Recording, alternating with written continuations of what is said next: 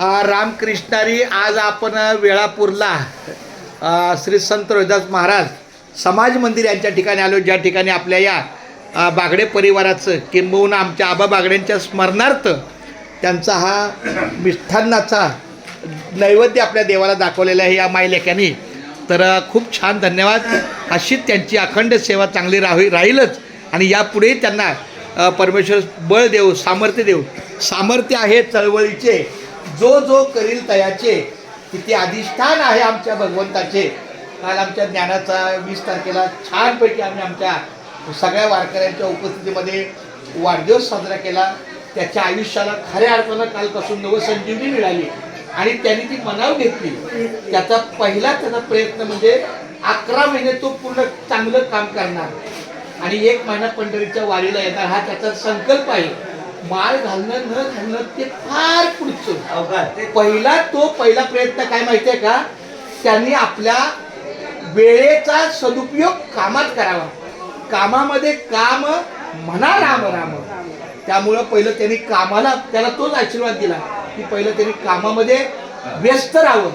ज्या कर्तबगार मुलाचा कामात वेळ जातो त्याला देव शोधायला कुठं जायची गरज नाही. आणि दुसरी गोष्ट, त्याचं लगीन होईल तेव्हा होईल, जोपर्यंत आपली आई आपल्या समोर जिवंत आहे तिची काळजी घेतली. त्या 2 गोष्टीचा त्याला मी संकल्प दिला की नाही बाळाला, आणि तू तसं पाळणार ना, तुमच्या आरोग्याची तुमची जबाबदारी तो घेणार आणि त्याच्या कामाची तो जबाबदारी घेणार. एकंदरीत मुंबई ते पंढरपूर दिंडी झाल्यानंतर तो तुम्हाला तुम्हाला जसा पाहिजे तसा भेटणार, असाच त्याने संकल्प केलेला आहे. अशा पद्धतीने आज त्यांनी आपल्या बागडे परिवारांचं नैवेद्य दाखवलेलं आहे. मी संत रोहिदास महाराजांना प्रार्थना करतो की त्यांच्या या नैवेद्याचा भगवंतांनी मनोभावे स्वीकार करावा आणि त्यांच्या पुढील आयुष्याला, ह्या माया लेकाला चांगल्या पद्धतीचं सहकार्य देवाने पण करावं.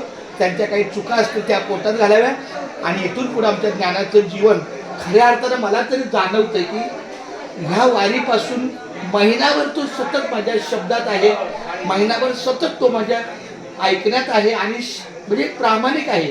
सगळ्या लोकांनी त्याचं मन त्यानं प्रसन्न केलं, बरोबर की नाही.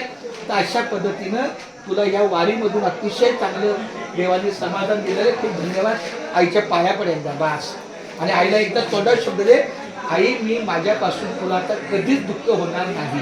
आई माझ्यापासून तुला आता कधीच दुःख, अशी मी अशी मी आपल्या रोहिदास महाराजांच्या आपल्या रोहिदास महाराजांच्या आणि ज्ञानेश्वर माऊलीच्या साक्षीने त्यांच्या चरणाला स्पर्श करून तुला मी वचन देत आहे आणि माझा चांगल्या मुलाचा स्वीकार कर. धन्यवाद. ते त्या पुढचं पुढं पाठी घालायची.